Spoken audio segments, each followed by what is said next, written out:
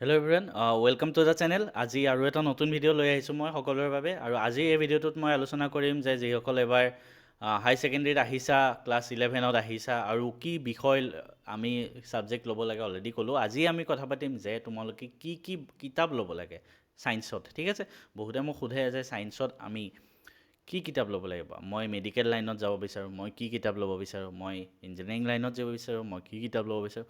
সেইখিনি আমি এক্সট্ৰাকৈ ডিটেইল ভিডিঅ' আৰু দিম। কিন্তু আজিৰ ভিডিঅ'টোত আমি অভাৰঅল তুমি হাই ছেকেণ্ডেৰী এডমিশ্যন, কাৰণ চোৱা তুমি কোনটো লাইনত যাবা সেইটো তুমি কেতিয়া গম পাবা। তুমি ষ্ট্ৰীমটোত অহাৰ পিছত তুমি ছায়েন্সত আহিছা, তো তুমি একদম বিগিনাৰ হয়। ফাৰ্ষ্ট কি গম পাব লাগিব, কি কিতাপ ল'ব লাগে আমি সেইটোহে গম পাব লাগিব।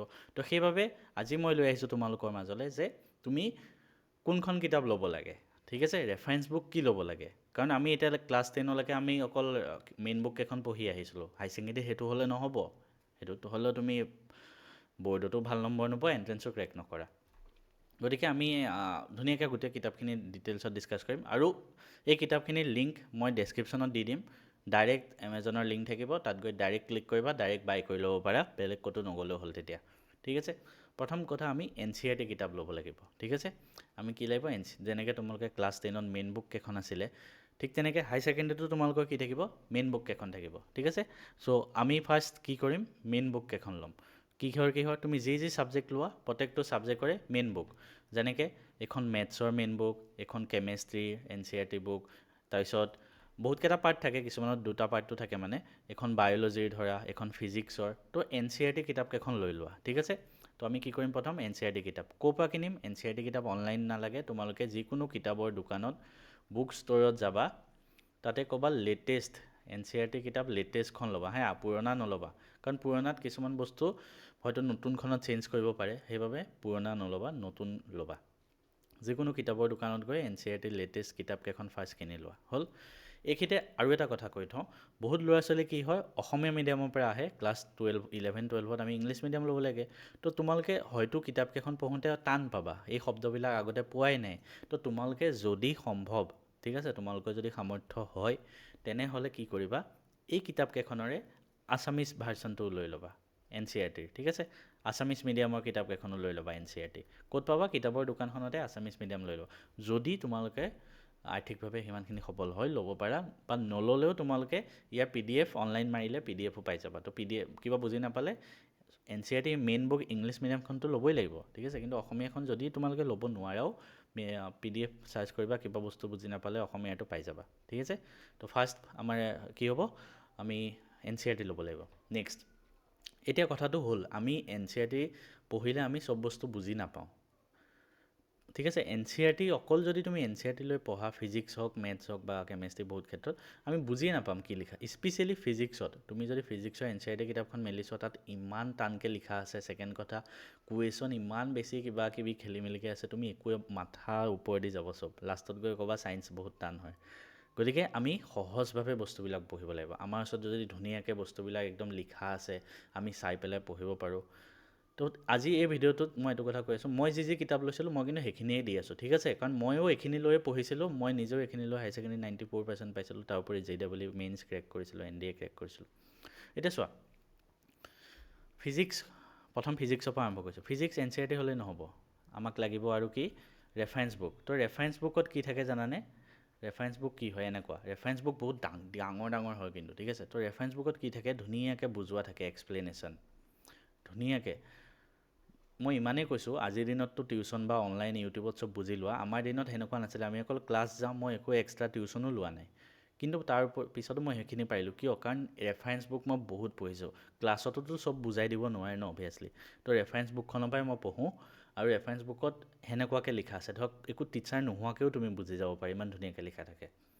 তো ৰেফাৰেঞ্চ বুকৰ মই এক্সপ্লেনেশ্যন পঢ়োঁ। তাৰপিছতো তাৰ উপৰি অলপমান এক্সপ্লেনেশ্যন থাকিব, তাৰ তলত কিছুমান কুৱেশ্যন থাকিব, ঠিক আছে। তো তুমি কুৱেশ্যনখিনিৰ পৰা পঢ়ি ল'লা, তো তেনেকৈ তোমালোকে ধুনীয়াকৈ পঢ়ি যাব পাৰা, হৈ গ'ল।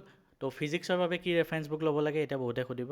তো ফিজিক্সৰ বাবে ৰেফাৰেঞ্চ বুক ল'বা SL আৰোৰা, ঠিক আছে। প্ৰদীপছো পায়, কিন্তু SL আৰোৰা মই প্ৰিফাৰ কৰিম, কাৰণ ময়ো SL আৰোৰা পঢ়িছিলোঁ, ভাল হয় কিতাপখন। ডেছক্ৰিপশ্যনত চব কিতাপৰ লিংক থাকিব, কিনি ল'ব পাৰিবা।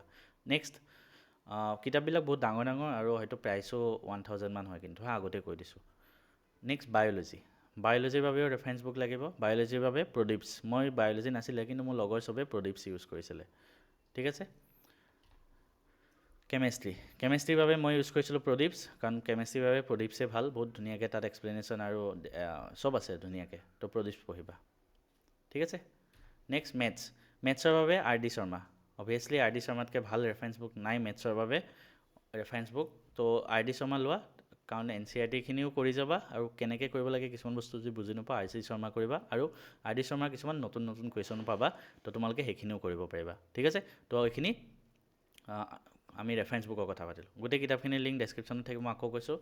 নেক্সট এতিয়া চোৱা, তোমালোকে ইমানখিনিলৈকে কি হ'ল, মেইন বুক ল'লা আৰু ৰেফাৰেঞ্চ বুক ল'লা, ঠিক আছে। অলৰেডি বহুত কিতাপ হৈ গ'ল, তো ফাৰ্ষ্ট এইখিনিৰ পৰা ষ্টাৰ্ট কৰা। প্ৰথমতেই যদি এগালমান কিতাপ কিনি লৈ এগালমান পাহাৰ এটা গোটাই লোৱা, তোমাৰ মাথাৰ ওপৰদি যাব কি কৰোঁ কি নকৰোঁ লাগিব। তো মই এইটো ছাজেষ্ট কৰিম যে ফাৰ্ষ্ট 4 মাহমান 4 মান্থছমান তোমালোকে এইখিনিৰ পৰাই কাম কৰোৱা, ঠিক আছে। NCERT plus reference. বহুতে ক'ব আমি এণ্ট্ৰেঞ্চ এক্সাম দিব বিচাৰোঁ, আমাক এণ্ট্ৰেঞ্চৰ কিতাপ কওক। আৰে এণ্ট্ৰেঞ্চ এক্সামৰ বাবে ৰেফাৰেঞ্চ বুকতে লাষ্টত প্ৰত্যেকটো চেপ্টাৰৰ লাষ্টত এণ্ট্ৰেঞ্চৰ PYQ কিছুমান থাকে, JEEৰো থাকে, NEETৰো থাকে। তো তুমি বৰ্তমান সেইখিনি দিয়ে কাম চলাই থাকা, সেইখিনিয়ে তুমি লৈ গৈ থাকা। 4 নহয়, তুমি 6 মাহমান এইখিনি পঢ়া, 6 মান্থছমান NCERT প্লাছ ৰেফাৰেঞ্চ বুক পঢ়া, একো নহয়, ঠিক আছে।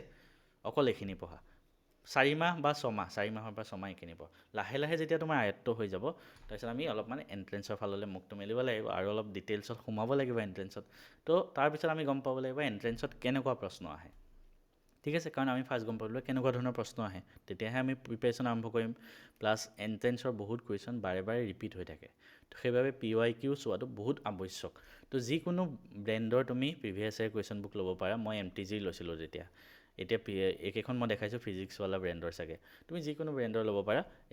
37 ইয়াৰ্ছ নিট, এখন হ'ল ফিজিক্সৰ, এখন হ'ল কেমেষ্ট্ৰি, এখন বায়'লজি। ইয়াত মানে চেপ্টাৰ ৱাইজ কুৱেশ্যনবিলাক থাকে, প্ৰত্যেকটো চেপ্টাৰ থাকিব, তাৰ তলত কুৱেশ্যনছ থাকিব, ঠিক আছে। তো তুমি সেইখিনি চাই ধুনীয়াকৈ যাব পাৰা।